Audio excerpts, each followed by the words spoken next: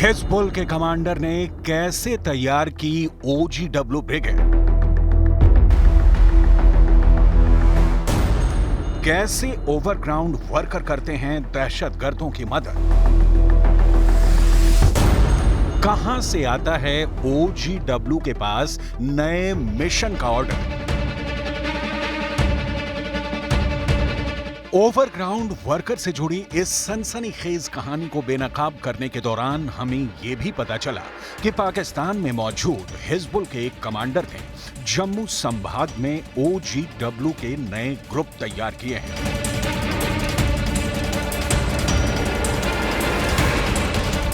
हिजबुल का वो आतंकी लगातार अपनी OGW टीम के संपर्क में है।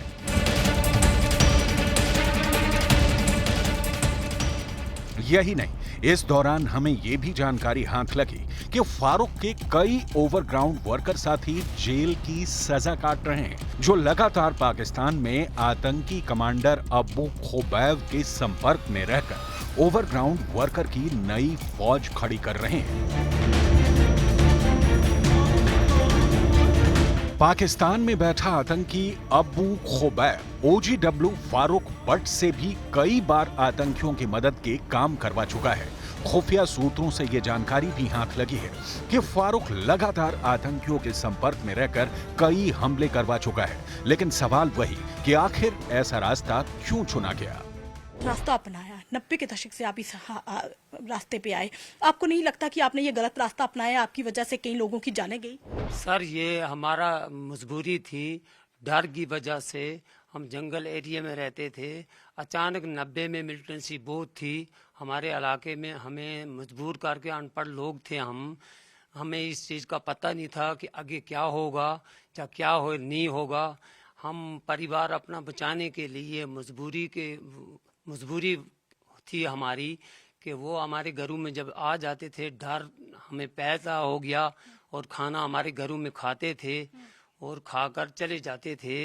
हम मजबूर कर लिए, जेकर हम उनकी मदद नहीं, खाना नहीं देते थे। वो हमारा परिवार कुछ मारा भी है, ये नहीं हम कहेंगे नहीं मारा था, हमारा परिवार कुछ मारा भी है। और मेरे सक्का मेरा भाई एक मार दिया था, दूसरा मेरा भाई था वो भी मार दिया, हम मजबूरी की वजह से। OGW फारूक बट की ये कहानी यहीं तक नहीं है। इससे आगे हमें जो बताया गया वो और भी ज्यादा चौंकाने वाला था। मजबूरी थी, हम बहुत मजबूर थे, जंगल एरिया में थे।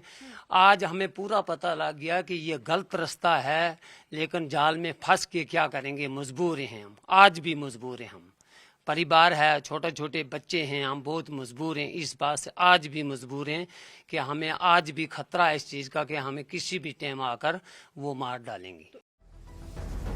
फारूक बट से जो हमें जानकारी मिल रही थी वो रहस्यों और संदेहों से भरी थी, क्योंकि वो खुलकर कुछ भी नहीं बोलना चाहता था और बार बार अपने बयानों को उलझा रहा था।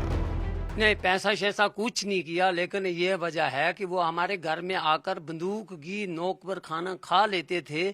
लेकिन हम अनपढ़ लोग थे, हमें इतना भी पता नहीं था कि ये रास्ता कौन से। हमने सोचा ये, हम तो अनपढ़ लोग थे ना, गलत फहमी में उन्होंने हमें जाल में लाकर फंसाया। खाने का पैसा देकर चल जाते थे, तो बस खाने का पैसा दे देते थे। और ऐसे हमने उनसे ना कोई पैसा लिया है, ना गाल ना दलील, लेकिन खाने के पैसे दे जाते थे। हमारे भाइयों ने मना किया था कि हम ऐसा, मेरा भाई जो छोटा था उसको बोल रहे थे कि आप भी मिलिटेंट बनो, उन्हें इनकार किया, उसकी वजह से उसको मार दिया। पता लग रहा है हमें थोड़ा थोड़ा कि ये रास्ता जो है ये गलत रास्ता है, लेकिन जाल में हम फंस चुके हैं।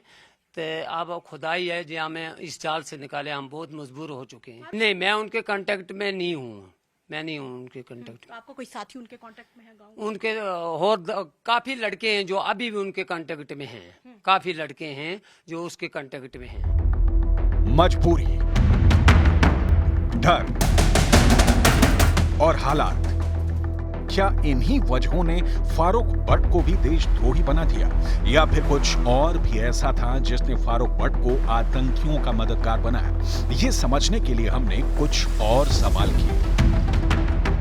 खाना खिलाने के लिए भी क्यों हाँ की?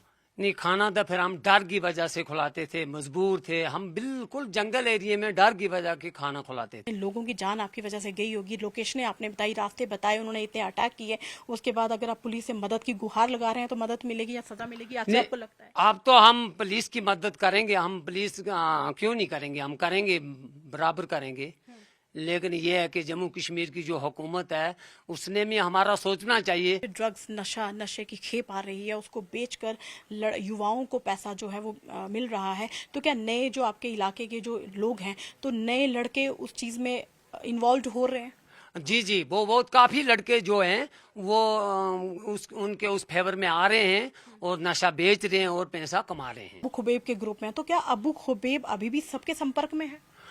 होगा सर, मैं तो नहीं हूँ, लेकिन जो उधर से होंगे, कई लड़के होंगे, ऐसा भी होंगे, कई लड़के उसके फेवर में होंगे। क्यों जो वो वहाँ से नशे की ये जो आ रहा है, जो कुछ नशा नौजवान लड़के ले रहे हैं और छीक रहे हैं, खा रहे हैं, कर रहे हैं, जो कुछ वो कर रहे हैं। आपको पुलिस तक क्यों नहीं पहुंचाया? नहीं, पुलिस का ये हम अनपढ़ बंदे थे, जंगल एरिया में रहने वाले थे, हमें इस चीज का पूरा पता नहीं था। आज हमें पता चल गया। आज ऐसा करेंगे, हम फटाफट पुलिस के पास जाएंगे, चाहे हमें मार भी डालेंगे, लेकिन आज हम पुलिस के साथ जाकर। तो कितनी बार कितने आतंकी आपके घर पे आए? कभी कभी 5-5 भी आए, कभी कभी 10-10 भी आए। जंगल एरिया था, आते रहे बस। इस 15 फारूक, वो आप ही के घर क्यों आए, बाकियों के घर में क्यों नहीं गए? इसका मतलब आप चाहते थे उनके साथ काम करना? नहीं, गलत फहमी से हमारा जो मकान था वो थोड़ा अलग था। हमारे जो गांव के मकान हैं अलग अलग, दूर दूर इलाके में एक एक मकान है, इकट्ठे मकान नहीं है। हमारे घर में आ जाते थे, खाना खा कर चले जाते थे। जिसका मतलब ये हुआ कि आतंकी ऐसे लोगों को OGW का मोहरा बनाते हैं जो लोग आसानी से उनके बहकावे में आ जाते हैं। फारूक एक ऐसी दलदल में है, अगर आतंकियों का साथ नहीं देगा तो भी मारा जाएगा, और साथ देगा तो भी मारा जाएगा। पुलिस के चंगुल में आया तो सीधे जेल जाएगा।